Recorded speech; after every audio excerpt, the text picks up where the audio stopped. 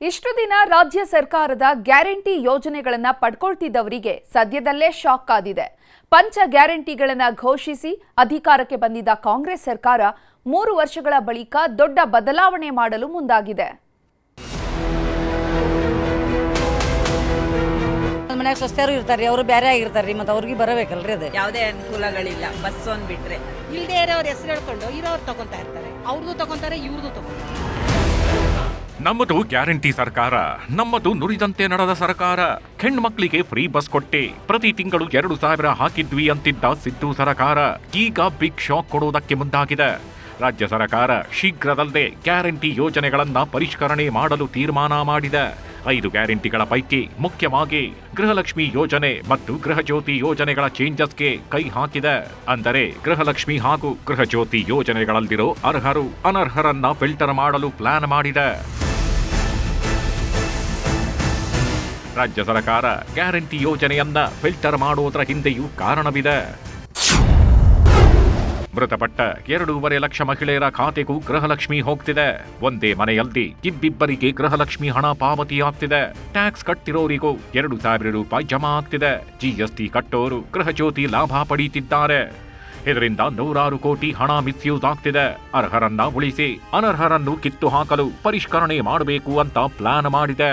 ಸುಮಾರು 100 ಕೋಟಿ ರೂಪಾಯಿ ಅಷ್ಟು ಯಾರು ಗ್ಯಾರಂಟಿ ತೆಗೆದುಕೊಳ್ತಾ ಇದ್ರು ಅವರು ಎಲ್ಲ ತೀರ್ಕೊಂಡಿದ್ದಾರೆ. ಆ ತೀರ್ಕೊಂಡಿದ್ದಂಥ ಸಂದರ್ಭದಲ್ಲಿ ಆ ದುಡ್ಡು ಬೇರೆಯವ್ರಿಗೆ ಹೋಗಿ ಮಿಸ್ಯೂಸ್ ಆಗ್ತಾ ಇದೆ. ಅದು ದಾಖಲೆ ಬಂದಿದೆ.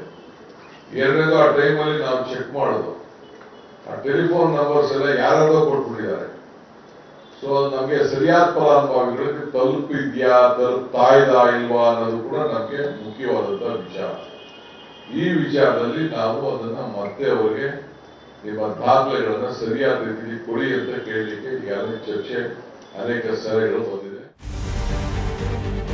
ಗೃಹಲಕ್ಷ್ಮಿ ಗೃಹಜ್ಯೋತಿ ಗ್ಯಾರಂಟಿಗಳ ಪರಿಷ್ಕರಣೆ ಬಗ್ಗೆ ಸರ್ಕಾರವೇ ಕಾರಣಗಳನ್ನ ಕೊಟ್ಟಿದೆ.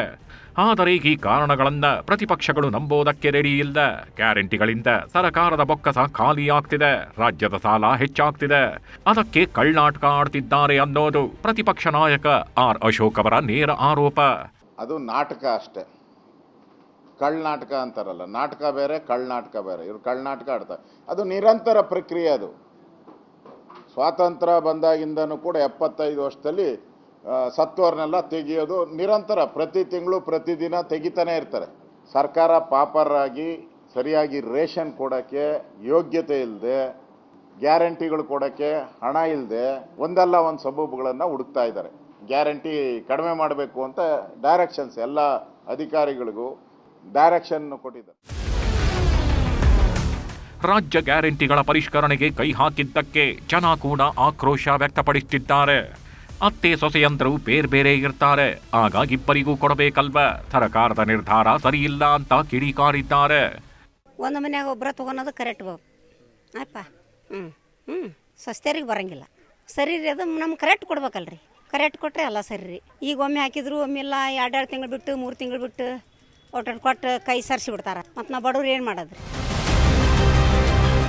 ಒಟ್ನಲ್ಲಿ ಸರ್ಕಾರ ದೊಡ್ಡದೊಂದು ಹೆಜ್ಜೆ ಇಡುತ್ತಾಗಿದ್ದು ಗ್ಯಾರಂಟಿಯಲ್ಲದೆ ಒಂದಿಷ್ಟು ಬದಲಾವಣೆ ಮಾಡುವುದಕ್ಕೆ ಮುಂದಾಗಿದೆ. ಇದು ಎಲ್ಲಿಗೆ ಬಂದು ನಿಲ್ಲುತ್ತೋ ಕಾದು ನೋಡಬೇಕಿದೆ.